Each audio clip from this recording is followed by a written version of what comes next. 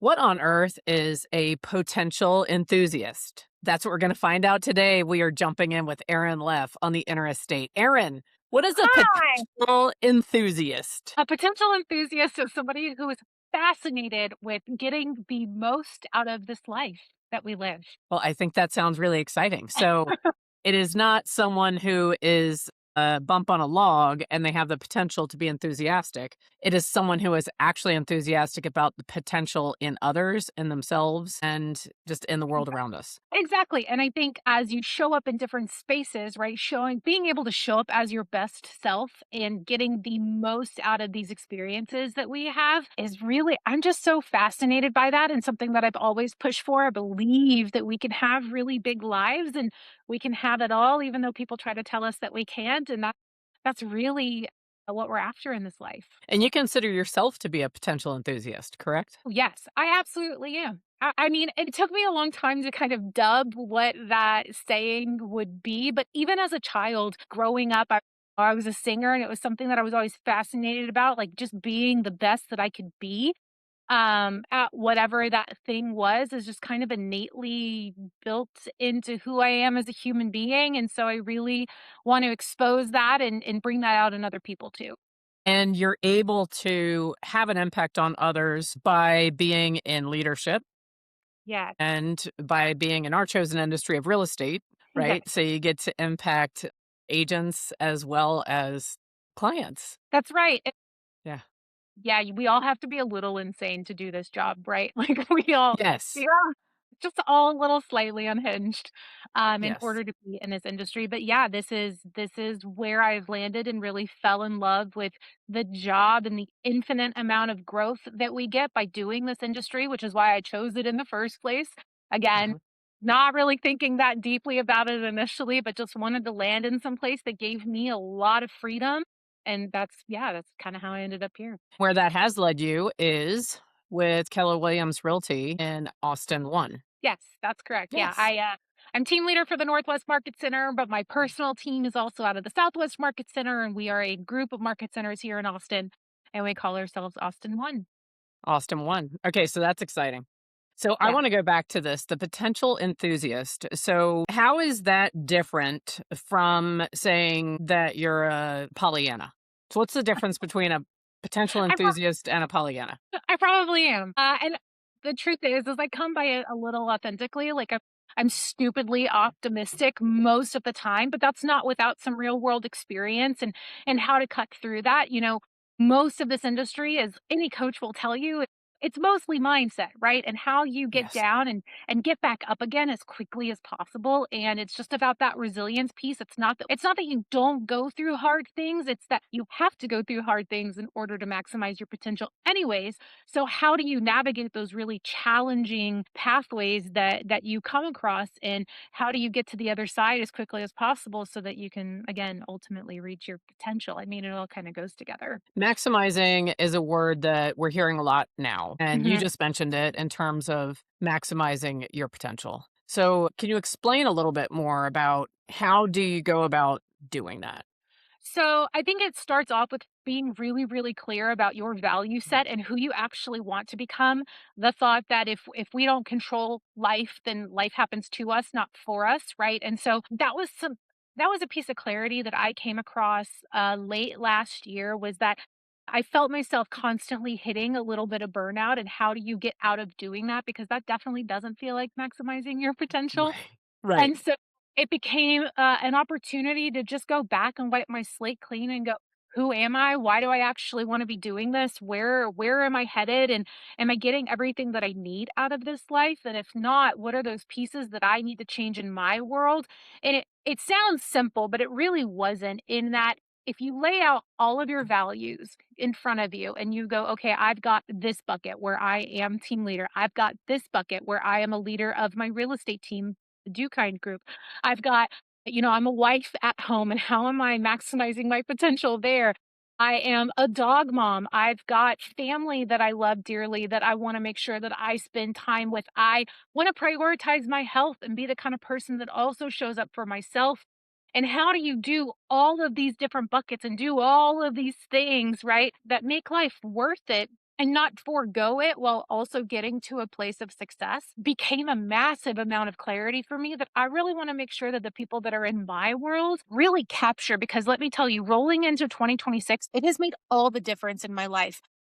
Health wise, marriage wise, business wise, gaining that kind of clarity and also creating a safe place for me to go back and have real white space or just downtime because I am shockingly naturally an introvert. I think it was prioritizing those pieces in my life. And again, this word keeps coming back around that I know people are so sick of hearing, but it was intentional. You've got to focus on the things that actually matter to you. And in order to stay out of burnout, you have to make sure that that aligns inside of your value set. And so it started there, but then holy cow, once I started operating in that way, it was so easy for me to see how quick I could move in these different areas of my life and actually gain some momentum because it was on my calendar. I had a plan and it just made it so much easier to go into my life and just execute what I knew needed to be happening versus carrying that anxiety.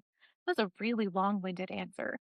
Well, I loved it though, and I was tracking right along with you.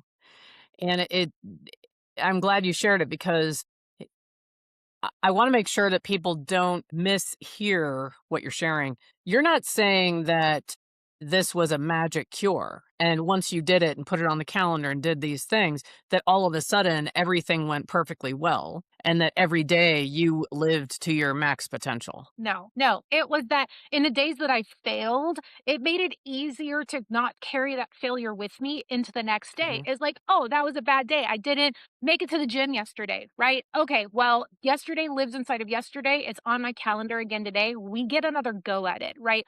And Right. that's also to say that we didn't get to the other side of several weeks. And I go, okay, I need to refine this because it didn't land quite like I thought it was going to. And so while you may feel like you have the perfect plan, executing it might make you feel differently.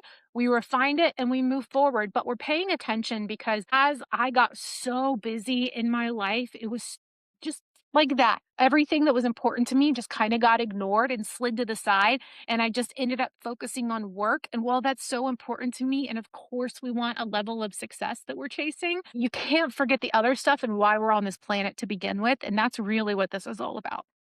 Right. Right. And so by having that intentionality around this is the potential I have in today. I am going to Hmm. do my best to hit it.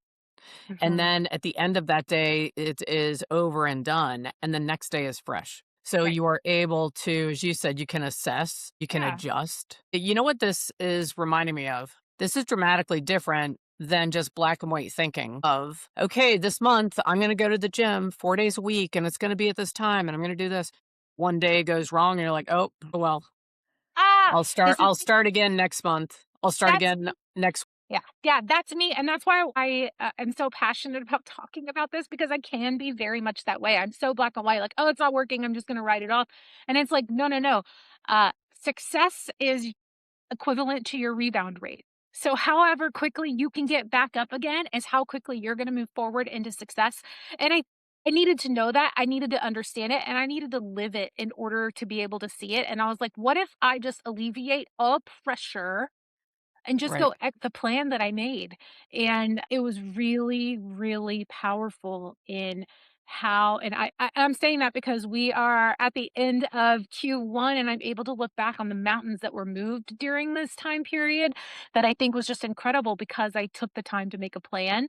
And that is really where potential shows up, not only in a plan, but also in some optimism. So, Aaron, you did the experiments on yourself. So you were your own guinea pig, right? And you really faced it and challenged yourself, challenged the system. And now you have a roadmap people can use, so to speak, to create change. Now, in Absolutely. your job in leadership at a very successful and large real estate office in Austin, Texas. I know that you work with a lot of talent in that office. Mhm. How are you bringing what you learned through this to the agents that have put their faith in you as their leader so they can have the careers that they desire. It's really important to me that we bring focus back to center on why we all work so hard, anyways, especially in a market that has been shifted for a little while, especially here in Austin, Texas.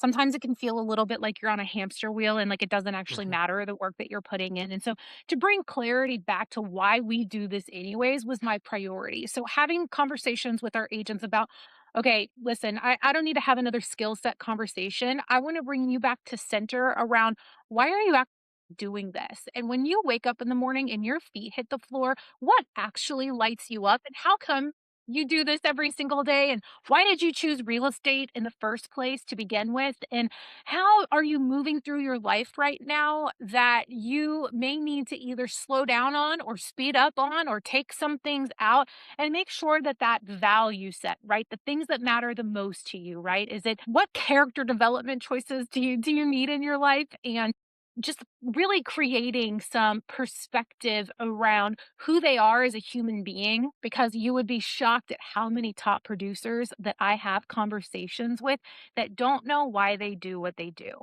They don't Mhm. know why they carry this level of stress. They have no idea how to put the pieces together or explain why they're in business. And to me, that's a priority because when things get heavy and they get really hard and you're like, "Man, I wanna give up.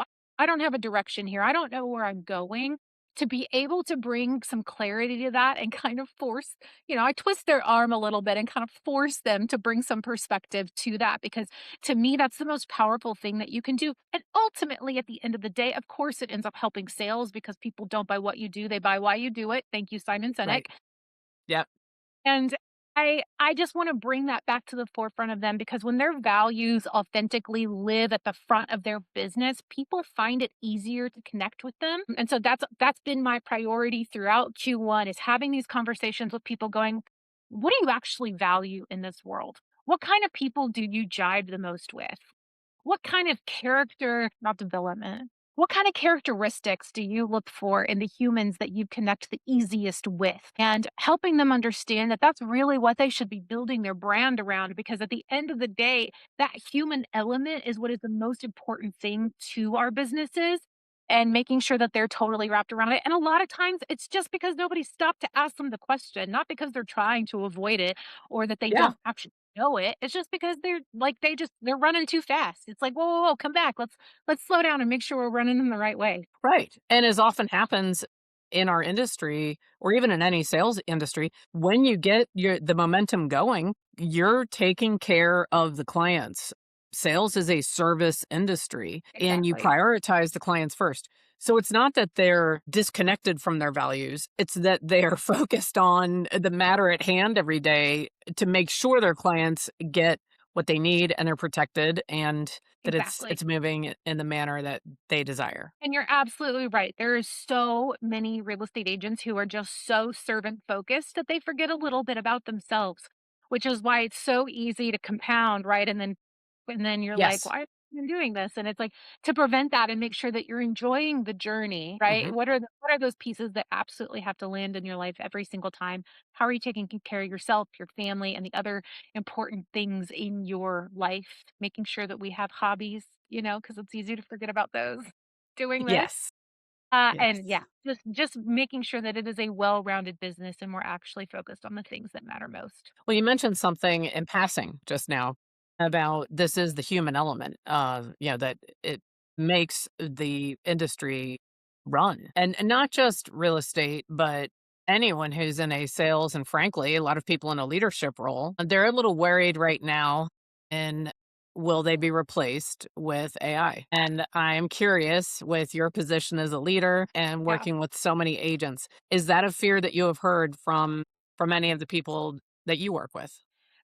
Absolutely. And what's fascinating is that of course everybody around us is using AI. We're using it as like a Google search of sorts now instead. But I heard Mhm. a really interesting quote from a woman named Giselle Ugardi, and she said, "If you're using AI to replace you, then AI will replace you." And I thought that that was so powerful because it's true. We can use AI to make us better, but we can't forget that human element. And I think that Right. that's the thing.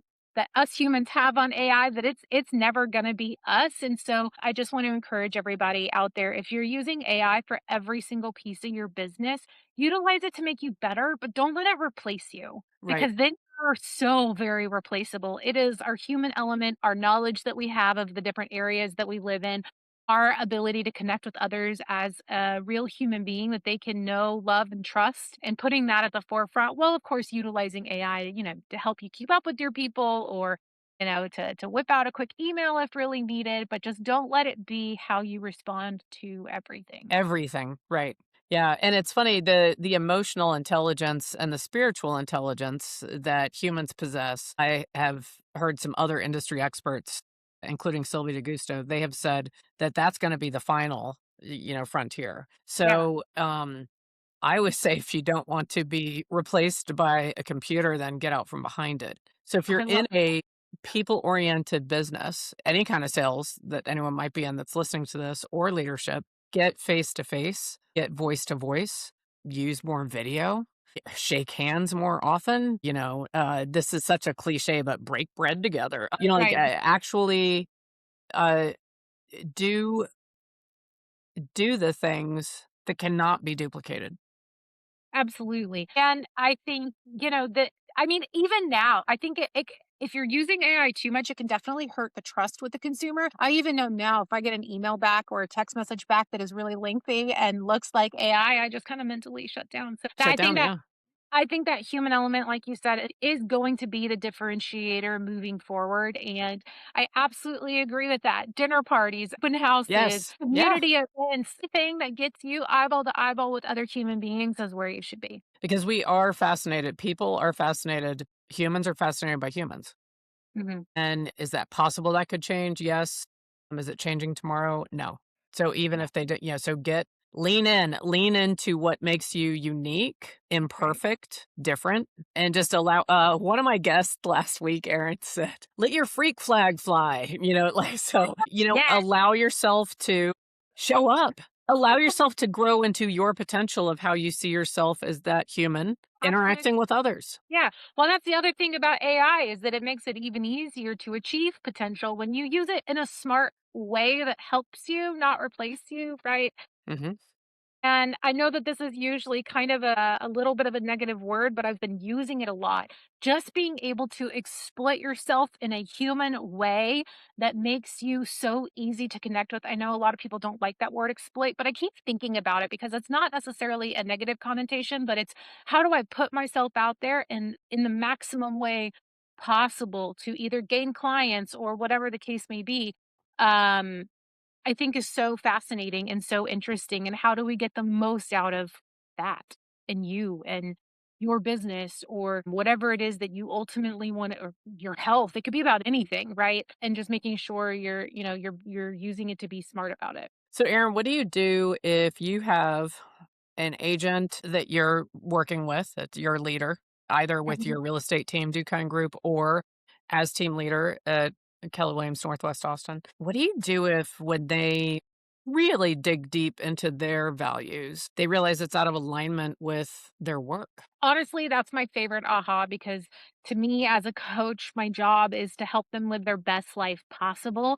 And if this isn't it, then we need to figure out what that is. And I think a lot of times people, we want to be well rounded humans, right? I think intentionally, especially when we show up to seminars or talks or whatever, it's like, oh, we see this thing that's totally unlike me. Let me go ahead and put that in my Right. business, right? And I always encourage people, you know, light up your strengths. You don't have to be perfect and you don't have to be able to necessarily do it all, but we do need to recognize our strengths and then honor our weaknesses and be able to leverage some of that stuff out. And so honestly, that's my favorite thing, because all personality types can do real estate. All That's people of right. different interests can do real estate. You just have to That's right. figure out And all what. background. Yeah. Right.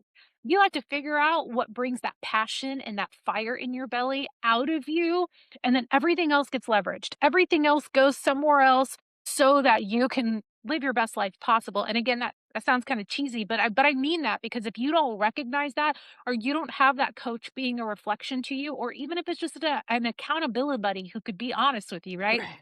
You don't have that person that you can openly talk with and they go, wait a second, you don't really love doing this part of it. It's the same way that I actually feel about lead generation. Choose the one that you're most likely to not hate, That's right? right.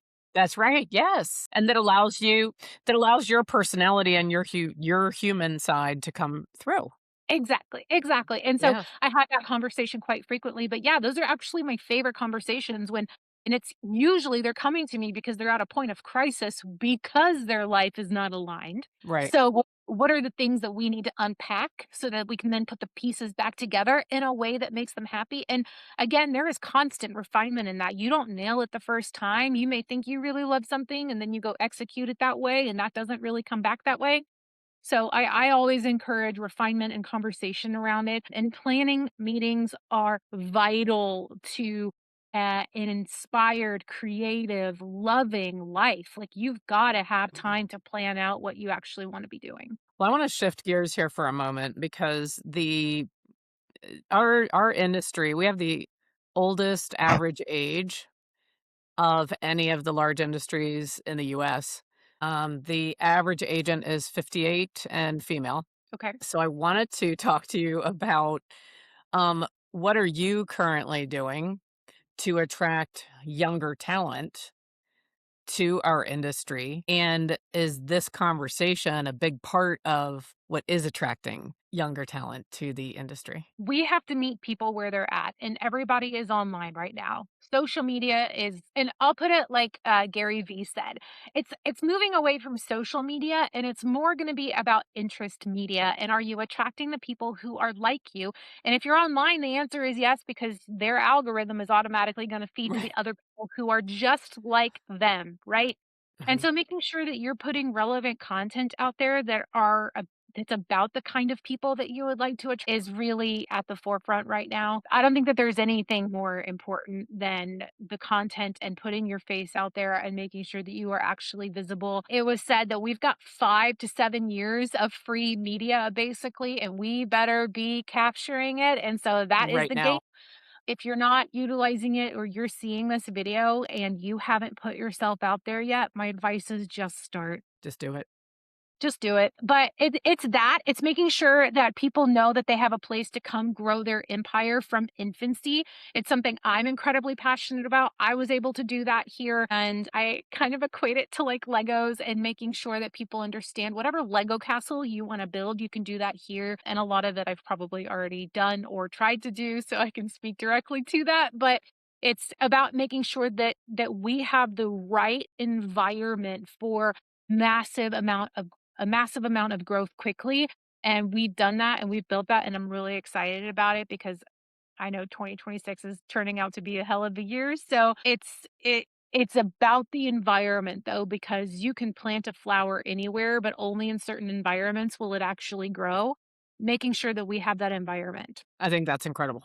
And if you start off by showing someone the way to make sure that their core values are going to come out in everything they do from the beginning, then Yeah, they're going to feel more comfortable with the company that they're building, and 100%. they're likely to stay and feel satisfied. Absolutely. And it's so much easier to go out and get clients or connect with other human beings, whatever you're doing, when you're able to be authentic to yourself.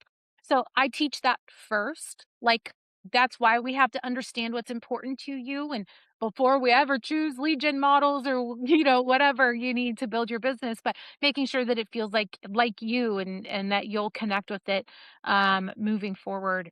So, yeah, and also, just making sure that there's, fun in it because at the end of the day, what are you doing if it's not fun? If you don't enjoy it, That's right. why do it? All right, Erin, I didn't set this up with you. I want to hit you with some rapid fire questions that a lot of Okay? agents might be thinking right now as they're listening to our conversation. Yeah. Well, I Yeah. hate social media. If you're a real estate agent, it is the way of the future and it's the way to stay in contact with your people. And so it's the equivalent at this point of saying you hate relationships. And I would probably say, let's choose something different then. Yes. Have you considered becoming an appraiser?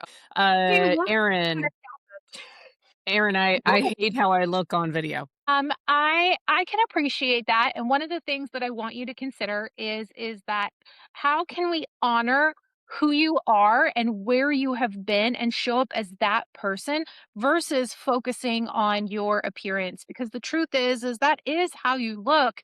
And if you have people that already love you in your world right now, the internet also is going to love you. And I'm would too old. would you let it stop you from going to a listing appointment? No. Right. No. I'm too old, Erin. There is no such thing as too old to help people. This is a human to human business. Are we saying we're too old to be on social media? Is that how you would say it to them? Well, I don't Yeah, know. like when you say, I'm too old to learn that. You know what? I can't learn that. In the same way that you would learn as a fiduciary a new contract, or there's a new addendum that came out or a new class that you need to go to, I would highly prioritize this, because really, I want you to not think about it being so self serving as it is more connecting with your people and them getting to see you more regularly. The invisible are going away. So you have a choice to make. Do we want to be invisible or do we want to be seen? I'll hit you with the flip side. Erin, I want to do that, but I'm so young that if I have my social media out, people are going to think I'm too young and they're not going to trust me. You don't have to worry about that. I haven't ran across that yet. Okay. And I get feeling stressed about being young, and maybe your sphere of influence isn't purchasing properties yet. And this is your opportunity to really step out as their true north in real estate for not only them, but all of those guys have aunts, uncles, moms, dads, older brothers, Right. older sisters. And if you're able to competently and confidently communicate what's happening in the market right now, 5 tips that they need to know for new build communities That's in right. your area. Here's how you would navigate option period here in Texas. Whatever that thing is, getting you to a place where you could feel confident and at least talking about it is going to set you apart from everybody else. Just Well, I start. couldn't agree Nobody's doing it. more.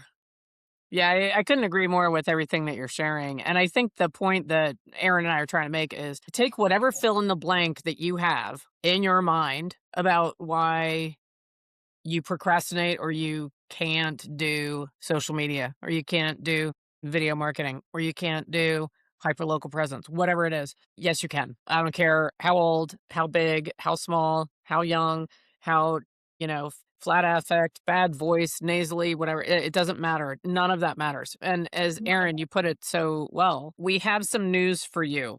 That's how you look in real life. And more news flash. We need that announcement sound, Maybe that's how you sound in real life. You may not like it because we tend to be hypercritical of ourselves, and yet you've made it this far in life to wherever you are sitting today listening to this podcast, and you made it with that face, the way you present yourself, and that voice. Not saying you can't improve it. You can enhance, you can learn skills, right? But just jump in and do it. filters are really great now. Yeah, that's right. Right. I do want to say actually is that, we all have our thing. We all have stuff. We all have insecurities, and I Mhm. just want to encourage people to do it anyways, because there is somebody out there with less talent than you who has the job that you really want just because they had a little audacity. So go find it. Yeah. Go find the audacity to be exactly who you said you wanted to be. And if nobody is good at it to begin with, that's why you got Right. to start. You got to let yourself suck. Embrace the suck. It is what it is. And again, it's that rebound rate of I put out a bad video. It didn't get any views. I didn't get any likes. It was awful, right? And then you go, okay, that was awful. I'm going to do it again the next day. It's that quick rebound rate that's going to make you a success. And I just want to encourage you in that. Put it on your calendar, make sure it happens regularly, and consistency will beat talent every single time. I think that's great. Yeah, so just get out there. I do believe you are correct that we have entered the age where social media is a requirement, not just for realtors, but also I would say pretty much any small business that relies on sales on any type of scale. Absolutely. I heard a great analogy the other day. They said it's reached the point where it is such a needed tool. If you're not using it, you're a hygienist trying to clean teeth without the scraper and the suction thing. And these are now tools of the trade, and we have Absolutely. to use them. Absolutely. Here's the other part too that we know is like the consumer needs you, Yes. right? They need people that are authentic and trustworthy. It's oftentimes the people who are afraid to put themselves out there who are that the most, right? They're the most authentic. They're the ones who are going to care the most. They're the ones who are really maybe the best, and nobody ever knows it because they hide behind such fear around putting themselves out there, which is just want to encourage everybody. They need you, and you may be the only one, even if they've heard the same thing 10 times, you may be the only one to actually cut through to them. Right? So Nike, just do it. That's right. Yes. And don't be afraid. That's right. That's right. That's right. What's the worst that could happen? Well, Someone laughed at you yeah. or Yeah. blocked you. Okay. People can be rude. It is what it is. Do you It know is what I what it mean? is. Yeah. It is what it I is. always look at that as a gift. So a lot of times if people are hypercritical online, if they say something nasty or, put a rude comment, I think, oh, I just gave their family a gift. They have a new story to tell. Oh, this Yeah. lady online said this, and I got to make this snarky comment. So I gave them some fresh stories of glory to retell. Well, you don't Well, have to live with that's the truth. They gotta live with I themselves. know. Yeah, That's a just let them. yeah, that's right.